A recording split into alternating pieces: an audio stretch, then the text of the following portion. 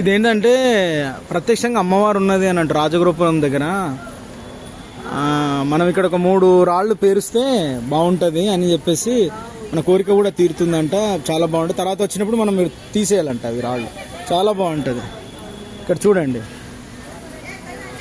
నేను కూడా ఒక 3 రాళ్ళు పెడుతున్నాను, చూడొచ్చు మీరు.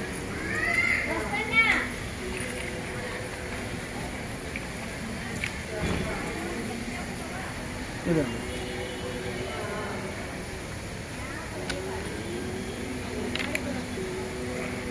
ఇదండి చూడండి.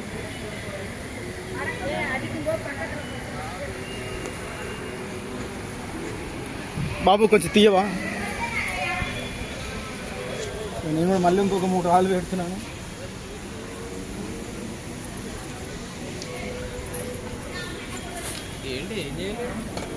రాళ్ళని పెడుతున్నాను.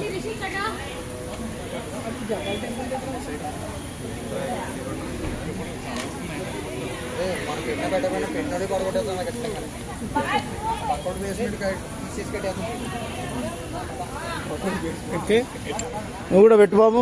పెట్టేసిన. నువ్వు కూడా ఇంకోటి పెట్టు.